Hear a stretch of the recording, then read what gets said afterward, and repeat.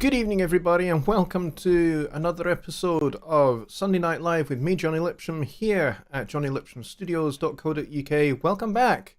Apologies for last week. I was laid up with good old COVID. Hit me pretty hard. I'm still not fully recovered, but I couldn't really have another week without doing anything, to be honest. So here we are. So, like I said, I'm not fully recovered, so, the brain isn't quite 100% fully functional. I don't know how much you guys have read about kind of COVID and what it can do to the body, and, I don't know how much you guys have had it or experienced it, but, it can certainly make the brain kind of not work particularly efficiently, and, I found that I forget things, and sometimes I forget important things, and sometimes I have found that I've not really been able to properly finish sentences, which is a rare thing for me, who likes to talk a lot, and it's one of the things I do for my job. I do a lot of talking for my job at Presonus, and I do a lot of talking for making videos here on this channel and doing live streams like this one. So it's been a bewildering experience, shall we say. I had a very, very serious fever, but I did not go to hospital because I am strong. I am very resilient, and probably if you talk to my wife, she would tell you I'm extremely stubborn. And so this is the case for me. I probably should have been in hospital, but I didn't. I stayed at home, and I just toughed it out, basically. And eventually the fever subsided, which is great. So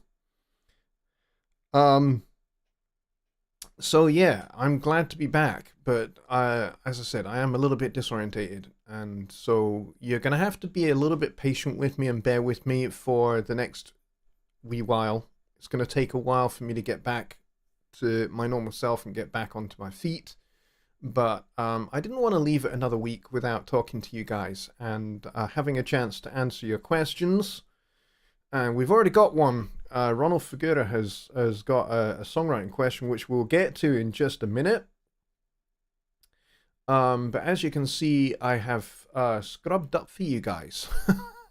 I have had a beard trim. It does not take me very long to grow a full-on beard. And a week of being at home and in bed with COVID, it was it was huge. So it had to come off. But anyway. So, yes, don't give away any racing results, please. I have had that happen to me before, where somebody has given the result away of something that I have been going to watch the highlights of later. And it's very irritating, so please don't do that. Alright, so let's see who was first in the door, and I think it was actually Ronald Figura who was first in the door, followed by Billy Morgan, my faithful sponsor, Alps Media, who have been absolutely superb this week whilst I have been out of action. Thank you very much, Louis, at Alps Media, for being incredibly helpful and supportive over this week. And a big thank you to Jonny Gibe as well for stepping in and doing Songwriting Simplified all on his own, which I know is hard on him because of the issues he has with his voice. But he did a great job. I was watching from my sick bed, and he did a fantastic job. So thank you very much to him. And as I say, a big thank you to Louis at Alps Media for his support this week as well. And who else do we have here? We have My Personas, which is also known as Rich Cresswell. He is here.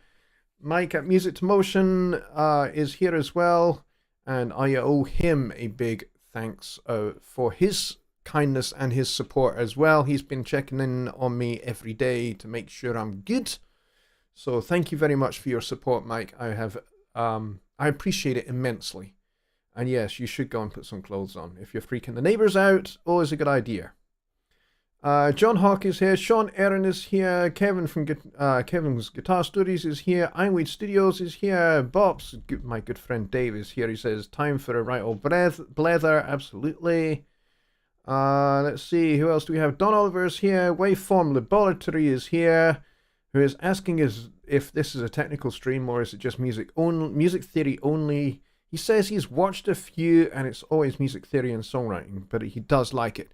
Well, actually, it varies because for the most part, this show is for you guys to ask your questions, be that technical to do with mixing and mastering, or technical to do with Studio One and how Studio One works, or whether it's to do with music theory or to do with songwriting or how to write for brass or strings or woodwinds or, you know, vocal harmonies, that kind of stuff.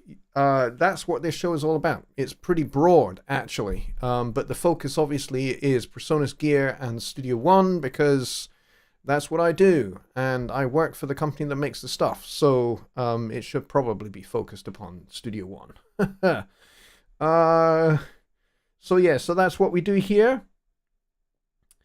And actually, he has a question as well, which we're going to get to as well. Billy Morgan is here. I think I mentioned that already, but like I said, I can't remember anything at the moment. Luke Roberts is here. And I think we are. There we go. I think that's it. I think that's everybody. All right, so let's kick this off with something that I'm going to show you in Studio One before I get to the questions. I don't know if you guys have recently watched a video that Gregor did about the metronome. And for those of you that haven't seen it, well worth watching. But I thought that I would show you just how powerful the metronome is and how useful it is and that kind of stuff. And just, it's incredibly flexible. And if you don't like the sounds that are available for it, you can make your own sounds for it. I know Gregor's done that. I have done that too. And I'm going to show you just a few of the sounds that I have created for the metronome, which I think you will find entertaining. And then we're going to get to all of those questions. So if you do have questions, get them in the chat just now. Don't forget to put at Jonny Lipsham Studios before your questions so that I am able to separate your question from just the general chit chat. It makes it easier for me, and that way I don't miss your questions, because what happens is my name gets highlighted in red, and then I can just pick out questions pretty easily that way. So please don't forget to do that. I would appreciate it. All right, let's get over to Studio One. And I've pulled up the metronome setup here. And I've got it to click in place so that we can just play and we can play about with this. So it's pretty cool. You can have it, you can set the level for each of these settings here. So this is the accent. This is the, when it says accent, what it means by that is the downbeat. So whatever the time signature is, the first beat of the measure, the first beat of the bar is the accent. And then subsequent beats is this next one. And then after that is offbeat. Now, what is meant by offbeat? In Studio One, offbeat basically means subdivision. And it doesn't do a lot of different subdivisions. It will only double up. So, for example, if your time signature is 4/4, then the offbeat will be an eighth note. If your time signature is an eighth note type of time signature, like 6/8 or 12/8, then it will double up to 16th notes. And if you write weird time signatures like 13/16, then the offbeat is going to be 32nd notes. So that's kind of how that offbeat works. Now, offbeat is really useful if you are playing at a slow tempo. So if your piece of music is at, say, 40, 50, or 60 beats a minute, just counting that one beat can be quite hard to stick with. because the brain wants to anticipate. It always does that. And, you know, it's very, you know, quite often when we are learning to play our instruments, if you have any formal music training on your instruments, one of the first things you're told is to wait for the beat. Don't try and anticipate the beat. Wait for it to come. Wait for the beat to come to you. And that's kind of the best. That's how you learn how to develop a really good sense of time. However, the human brain being what it is, particularly at slow tempos, it likes to try and anticipate. And that's where this offbeat thing comes in handy. So if I was to dial this tempo right the way back, let's say to 56 beats a minute.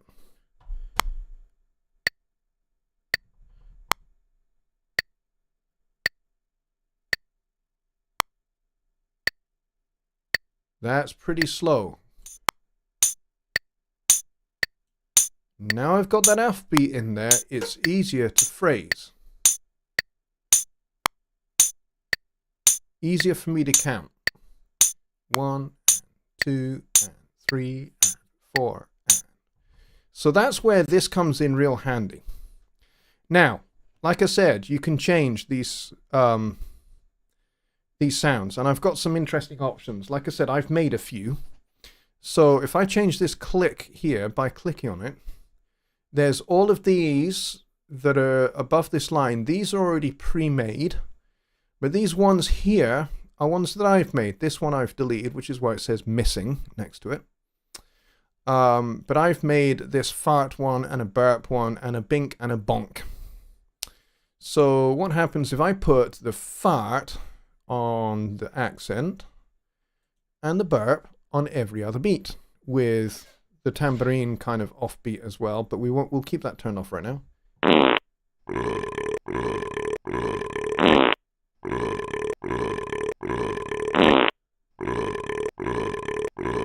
Now, that's hilarious. The problem with the burp is it's a little bit too long. I kind of needed a much shorter burp sample. So a slow tempo, that kind of works. But if I ramp up the tempo to say, 156. In fact, the fart is a little bit on the long side as well. So yeah, if I was to really ramp that up to say nearly 300 beats a minute. Yeah, that's a little bit difficult to keep up with, which is why I came up with bink and bonk. Bing bong bong bong bing bong bong bong bing bong bong bong bing bong bong bong bing bong bong bong bing bong bong bong. Much easier to keep up with. Let's just get that tempo back down to something that's a little bit more manageable. Bing bong bong bong bing bong. And basically that's me just literally recording the sound, me going bink and then going bonk. And then I exported them to a folder on my desktop, just simply by dragging and dropping them. And then from that folder, I simply drag them to here. Now, if you see here, when you hover over bink, it says drag file here to select an additional sound. So this is where you can create a whole bunch of different sounds that you might want for metronome. So the one thing you can't do is you can't have a 1 and then a 2 and then a 3 and then a 4, because you've only got two options. You've only got the accent and then the beat. So you're going to have to be a little bit more creative than that. It would be great if you could have a 1, 2, 3, 4 so you could hear yourself counting yourself in. That would be really, really handy. But unfortunately, we don't have that because we only have the two options. So what I could do is I could make an and sound for the offbeat. And then export that to my folder and then drag that in. Then I would have bink and bonk and bink and bonk. Why don't we do that just for fun? Just because it's a fun thing to do. So I'm going to call this and I'm going to record enable it. I'm going to go up here. And there's my folder with my bink and my bonk. So let's record. Let's turn off the click for now. And there we go. And then we're going to trim this a little bit. Let's see if we can get even more precise to the transient. Perfect. And then we'll shorten it. There we go. Perfect. And then what we'll do is we'll just drag and drop this to this folder here. And now we've got an and, bink, and bonk. All right, let's open the metronome again. And then what we'll do is we'll go to our folder. Where is that folder? Desktop, new folder. Here it is. Here's the and. And I'm going to drag and drop that there. And then we're going to turn that up. And we're going to turn that off, and we're going to mute it. Bing and bong and bong and bong and bing and bong and bong and bong and bing and bong and bong and bong and bing and bong and bong and bong and just like that, it's hilarious. And of course, we can make it go up to 300 beats a minute. Just for entertainment's value.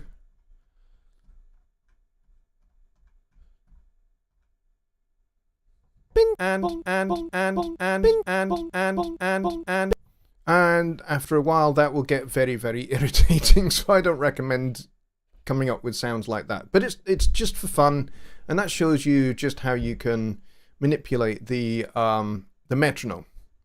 And then you've got pre-count, you've got pre-roll, and you can set the value to as many bars as you want. So if you need to run to your vocal booth, let's say the vocal booth is next door, you can set this to like as many different bars as you want. You could have like 4 bars or 8 bars or however long you think it's going to take you to get to where you need to get to be ready to play.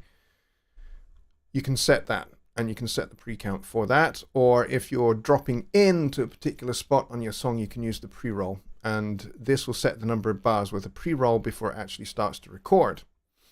And then you have your click in pre-count only or repeat accent. Repeat accent is very, very cool. So, for example, it says here, play 6/8 click like 2.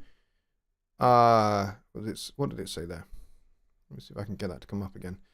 2 times 3/8. So, for example, if you're in 6/8, let's change this. 6/8. There we go. Let's drop the tempo.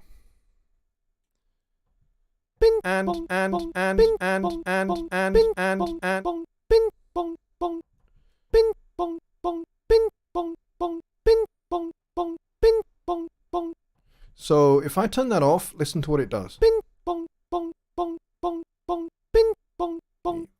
5, 6. 1, 2, 3, 4, 5, 6. It's not giving me the accent on the fourth beat there.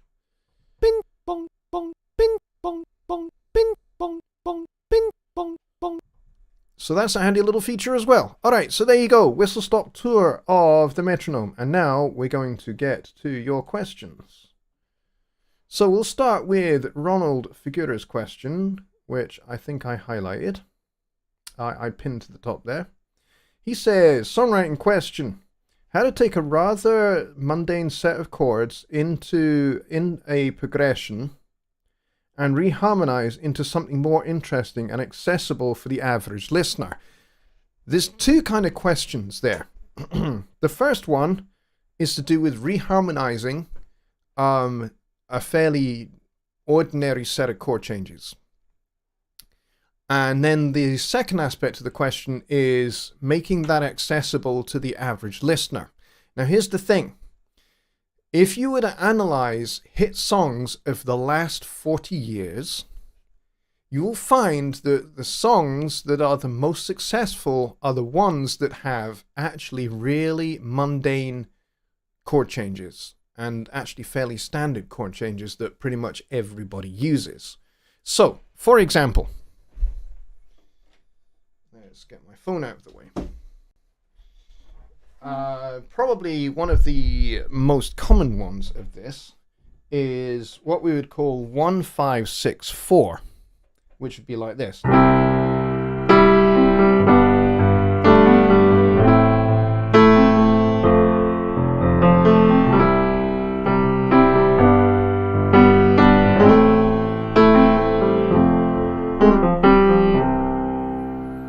Now, if you are the astute of my viewers here, you may have listened to those chord changes and thought, that sounds exactly like Let It Be.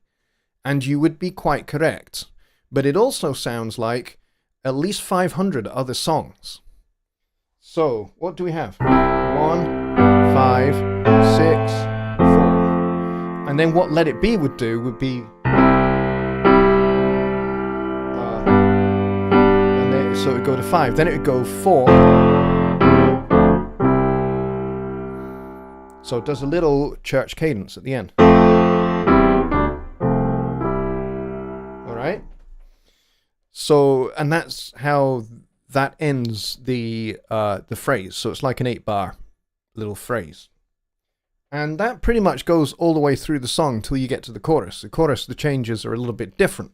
So how can we reharmonize this? Okay, so what's a good substitute for chord 5? If we're going to use tritonal substitute chords, then that would be a D flat 7. But that's going to sound a little weird.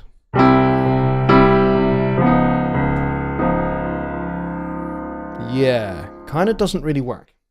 Unless we know that maybe that's going to lead to maybe D minor substituting for the F chord. So, or substituting for the chord 6. So maybe we could go maybe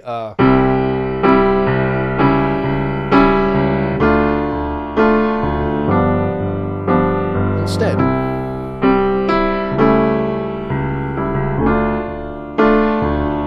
maybe keep that whole kind of climbing bass thing going.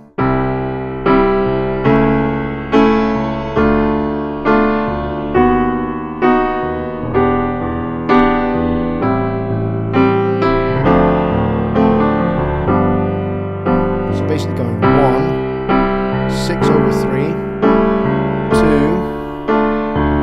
7 over flat 3, 3, 6, 2, 5.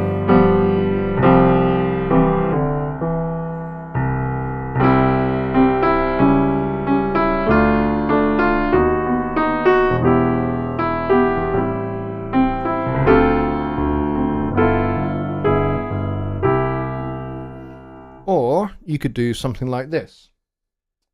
Now, what do we want to do instead of 5? We could go 3 instead of 5.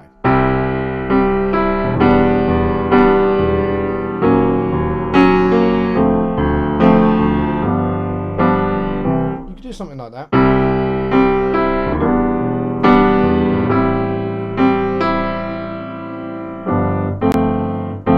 Then maybe do like a G11 instead of the F chord. So you could go 1, 3, 6, 5, 11. That's a little bit more interesting sounding.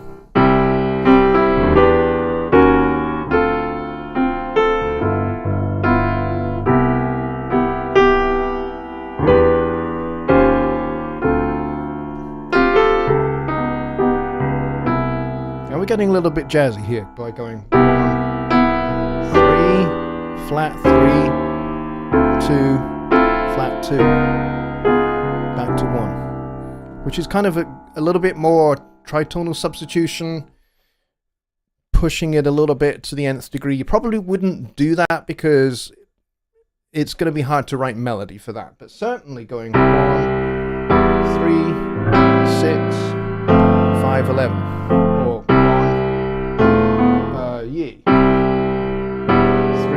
4, 5. We could do that instead.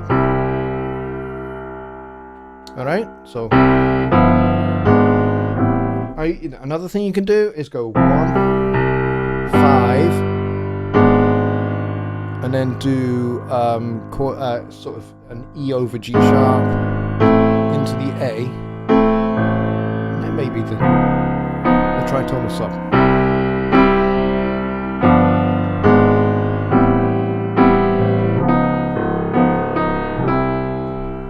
So there's lots of different ways in which you can skin that particular harmonic cat. The trick then becomes how you make that accessible to the listener. And also depends upon what style are you writing in, what genre are you writing in, what's your audience, what's your target market. Are they a sophisticated listener or are they a less sophisticated listener?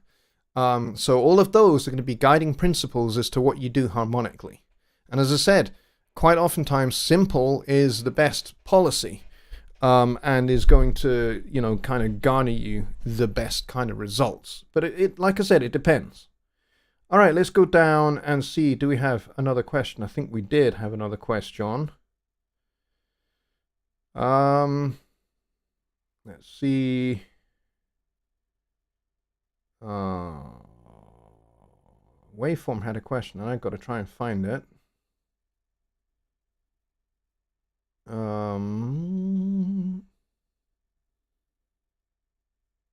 Let me see if I can find that question. All right. Waveform is asking, he says, if you use custom samples for your metronome, does that use RAM memory or does it read from the disk drive? Thanks. Well, all I did really was just load them into a folder. As you saw when I did this and one, when I created the and sound for the offbeat, I basically just dragged and dropped it into this folder, then opened that folder and dragged it into the metronome. Now, the metronome has its own folder within side Studio One settings folders. So the Studio One settings files will have all of your metronome settings. Okay? And so that is the folder that it reads those sounds from. So it's not RAM, it's not an external folder or anything like that. It's actually within your settings files. So these sounds that you create will be written to your settings files. So should the time come for you to reset your settings files, let's say your settings files have somehow become corrupt and it's causing causing Studio One to crash, then you'd be well advised to open the settings folder and make a backup. And then, like I said, you've got that backup on your desktop. And then when you restart Studio One, having deleted your settings files from the original settings folder, then when Studio One rewrites its own default settings folders, you may find that your metronome settings that you have created are all gone.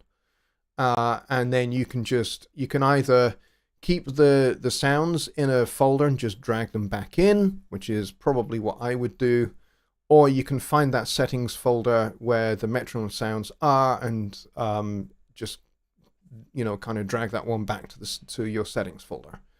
But yeah, that's where those go. But I kind of feel like that was not your original question. Luke Roberts says, in your honest opinion, why is song structure, aka the arrangement, really important to the songwriting process? Well, if you don't have an arrangement, if your song does not have an arrangement, then it's not going to make a lot of sense. The way that we communicate to each other is via things that make sense. So we're either using language and syntax when we speak to each other that makes sense so that they can be understood.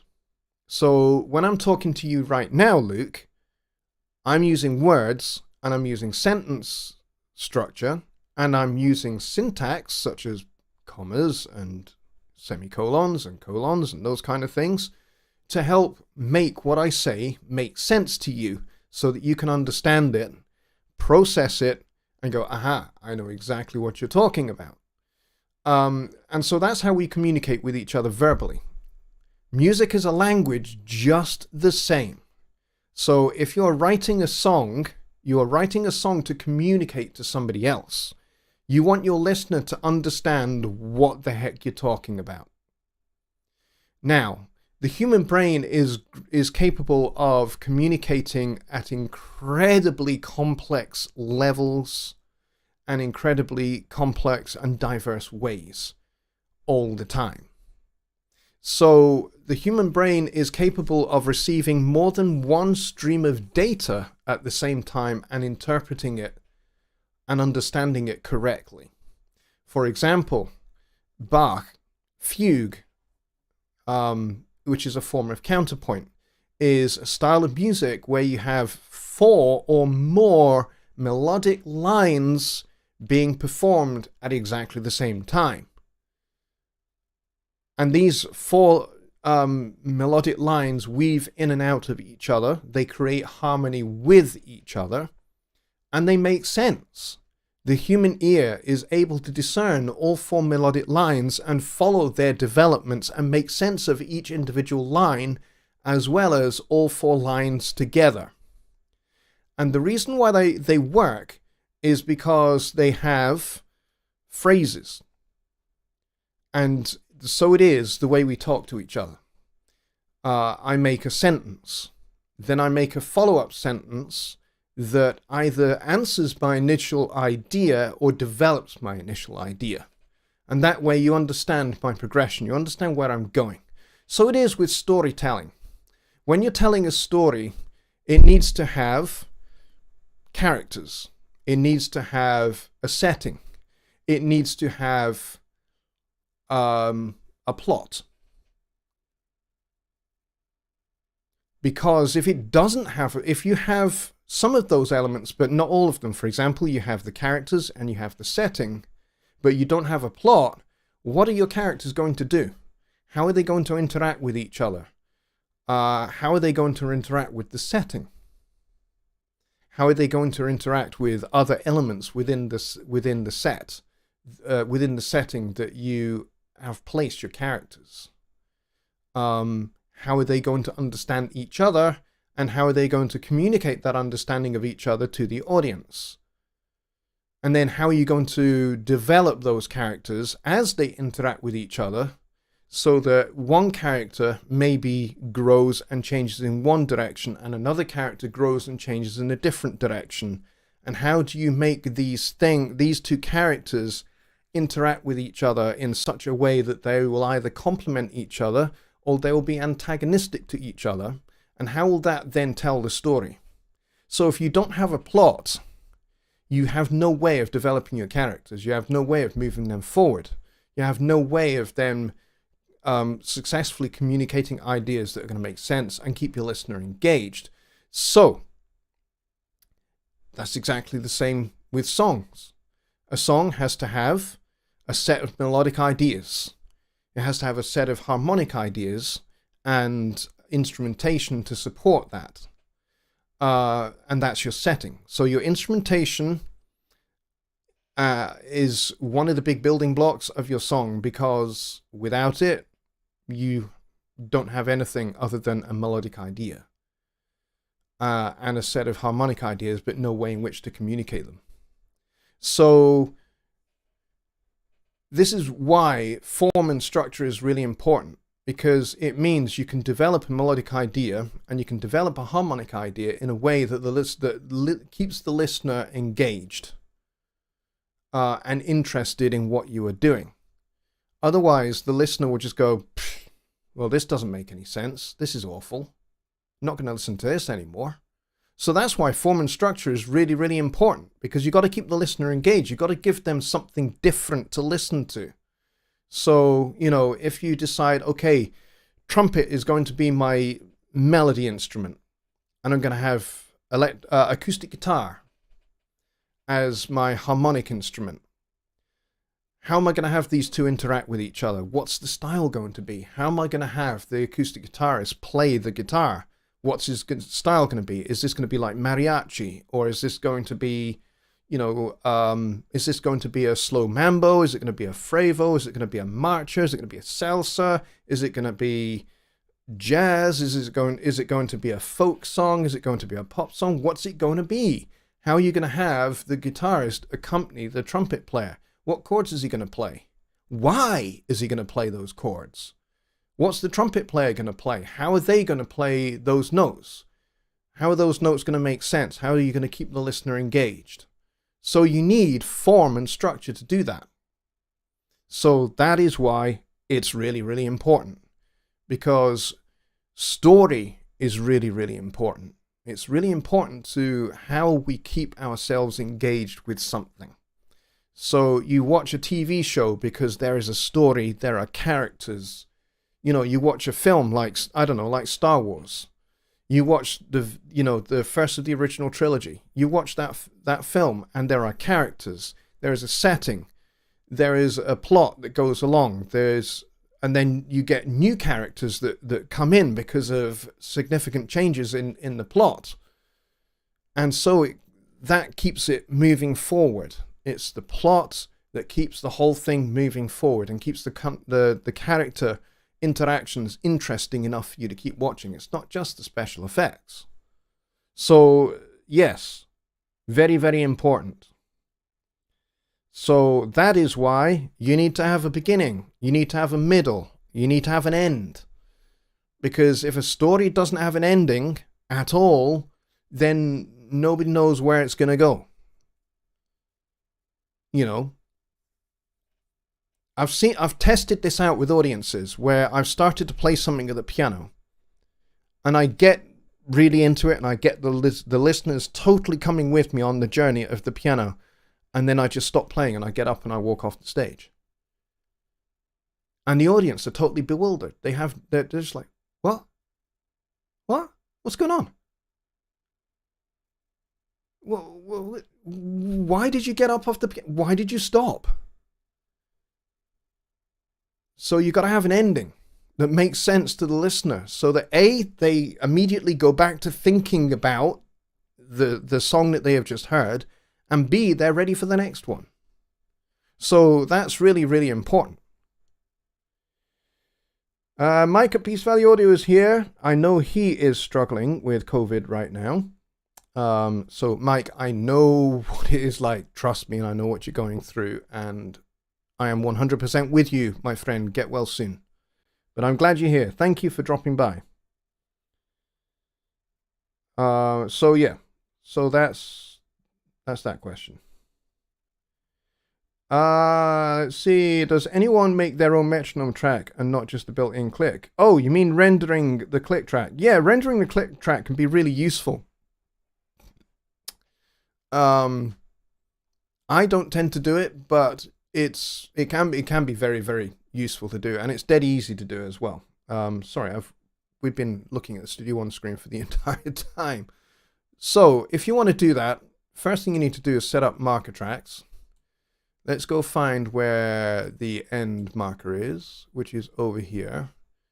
So let's bring that up to there. All right, and then what we will do is we will go render, and we'll go timeline start to end to song end, and then we'll hit OK. And now I can actually turn that off. And when I press play, bing, bong, bong, bing, bong, bong, bing, bong, bong, that will go throughout the duration of my song. Now, cool thing about rendering the click track is, let's say I only need it at the very beginning of the song, but then I don't need it for, let's say, between 9 and 13. All right, so let's say between this point here, I don't want to do that. So let's say between this point here and this point here, let's go stick my bracket on, there we go. Let's say here I don't need it, and then here I also don't need it. So I can delete that, and what I can do is I can fade it out, and then I can fade it back in. So I can go, okay, if I play from bar 5, bing, bong, bong, bing, bong, bong, bing, bong, bong, bing, bong, bong, bing, bong, bong, bing, bong, it'll start to fade out. Bong, bing, bong, bong. And then here, let's say I don't need the click track. And then it'll come back in here. And then I need it all the way through to the end. But let's say we're doing a crazy ending, so I don't need it at the end. I can either fade it out or I can just cut it like a bar early or something. And so that's really, really a useful thing to be able to do. Render the click out so that you can have the click in when you need it. You can drop it out. You can bring it back in when you need it. And then again at the end of the song, if you're doing like a gradually slowed down ending, you maybe don't want the click in at that point. And you can, rather than just having to turn it off here, you've rendered the click and you can just cut it where you don't want it to be. So that is a very useful thing.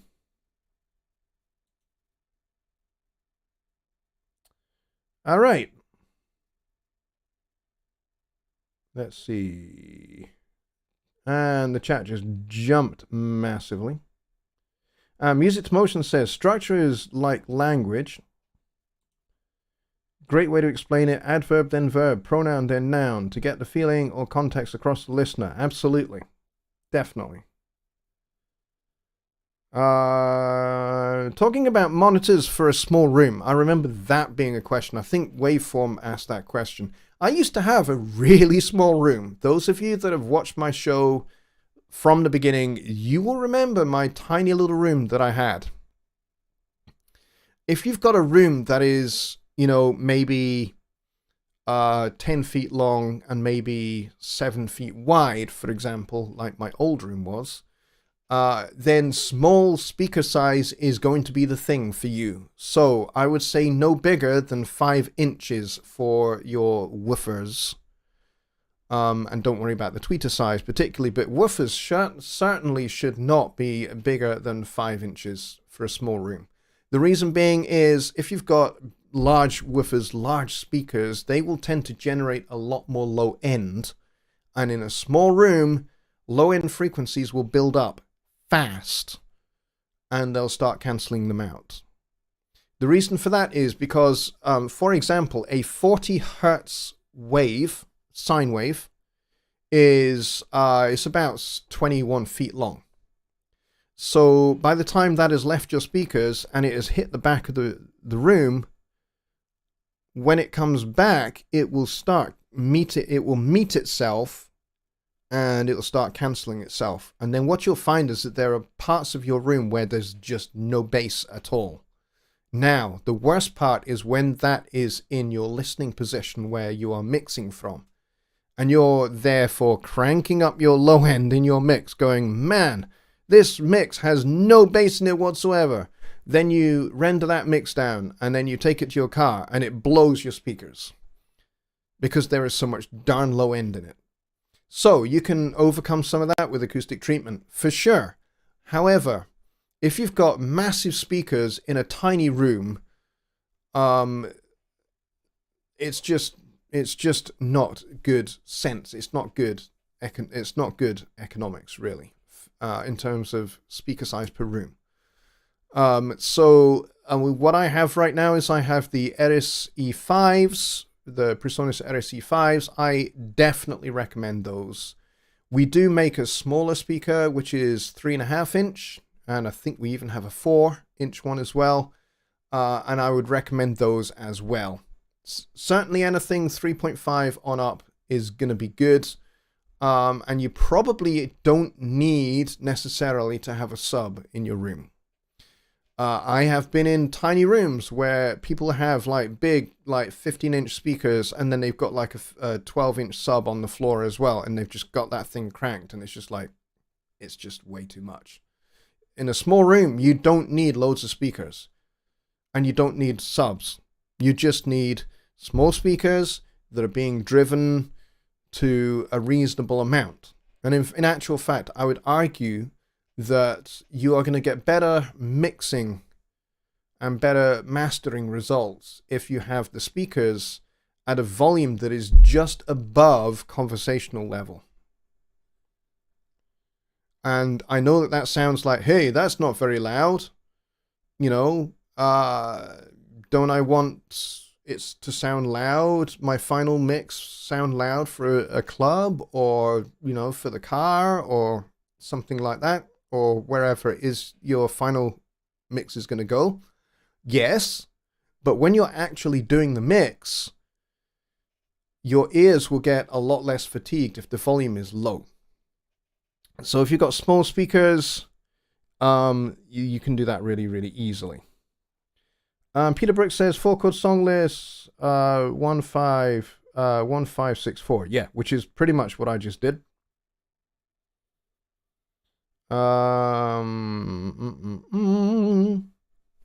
Music Motion says I gave away my KRK rockets. They lied to you. I had a set before I got my Persona speakers. I had KRKs as well, and I'm with you. I did not like them. Did not like them at all. Too much low end. Too much low end. Not very well balanced speakers. Alright, so let's see. Thanks for answering my questions. Thanks to everybody for the speaker recommendations. Keep them coming. I'm looking at the ones all suggested. Good. Awesome. Now, he says that his room is about 10 by 11 by 9. And he has bookshelves with books. And he's using hi-fi speakers at the moment. And Rich has some good recommendations there as well. All right, I think we have got to the end pretty much. Will 5-inch speakers recreate bass frequencies? Will I need a sub spot for bass? And I don't have a sub. And in fact, even in this room, which is 11'6" in length and 8.5 feet wide, so it's kind of a little bit like my old room, but it's wider and maybe a little bit longer. I didn't need a sub in there, and I definitely don't need a sub in here. The Eris 5s in particular are really, really, really well balanced, and the bass ports are at the front, and I've got reasonable quality acoustic treatment in here. This is not kind of the finished product for this room. I'm going to allow the house to settle a little bit before I start getting some GIK acoustic panels, which I can wall mount with proper mounting brackets, and these are going to be, good, thick broadband panels that can go on the walls, and they will absorb a lot more of the broadband frequencies than what I have at the moment. What I have at the moment is just enough to basically just control the room a little bit. It's not ideal, it's not perfect, but at the end of the day, this room, when it was built for this house, it was designed to be a bedroom. It wasn't designed to be a recording studio, it wasn't designed to be a mixing room either. And all of us that work in home studios, that's the design of your room. It's designed to be a bedroom. It's designed to be a lounge. It's designed to be a dining room. It's not designed to be a purpose-built mixing space. So you're going to have to do some acoustic treatment. You're going to have to do some control of how the sound from your speakers interacts with your room, so that you know that when you're sitting in front of your speakers, you can trust what is coming at you from those speakers, and you can trust that what is coming from the speakers is, in terms of ratio, more direct sound from the speakers rather than reflected sound coming back at you from the walls, because your room is going to color the sound of what you hear out of your speakers. There are no two ways about that. That's just science. That's just how acoustics works. That is how sound works. Sound reflects, just like light reflects. Sound reflects as well. So you're going to have to tame and control what your room does to your sound coming from your speakers. You can spend over £1,000, $1,500. You can spend loads and loads of money going to town on your room. And really, you don't want to deaden the room. You don't want to make it completely lifeless. You want to give the room at least a little bit of life, so that it doesn't sound completely sterile. That's not going to help you get the best quality recordings. It's not going to help you get the best quality mixes.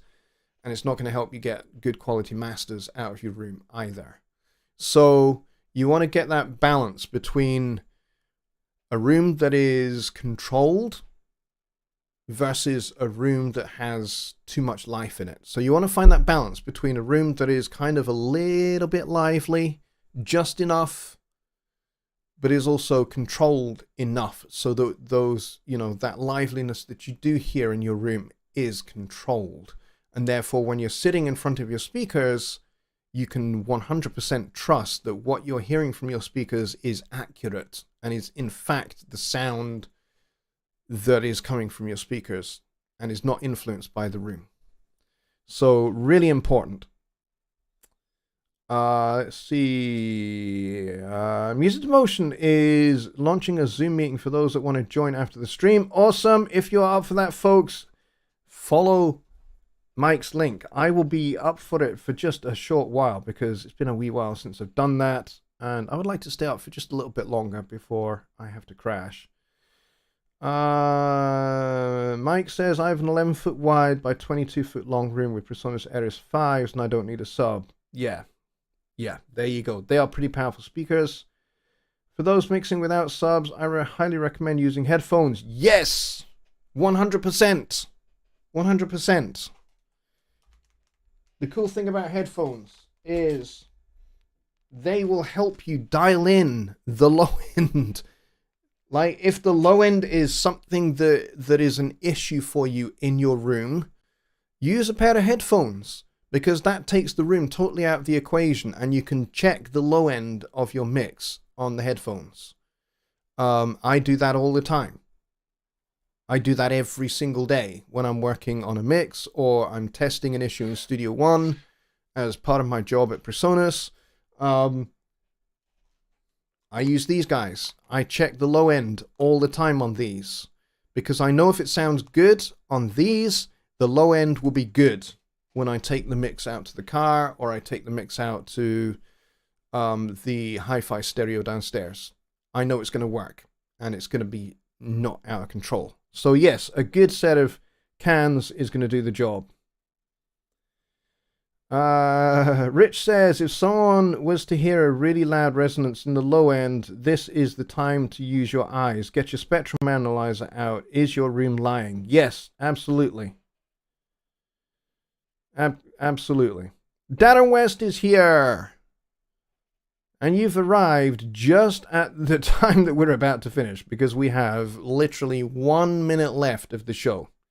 So, Darren, by all means, go back to the start of the show and watch it on replay. And if you've got any questions, drop me an email. Go to the website down there, JonnyLipshamStudios.co.uk, and scroll down to the bottom. There is a contact form you can fill out there if you've got any questions, and I will email you back. All right. There we go. All right, folks, we're going to call it a night there.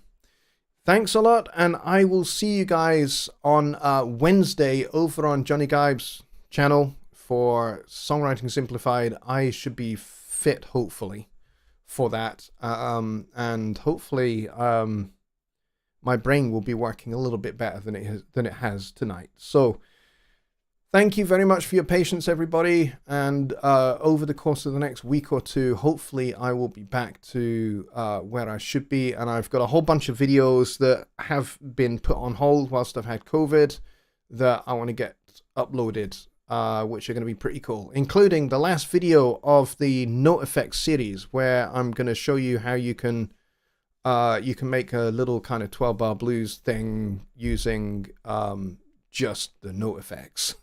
It works pretty great, actually.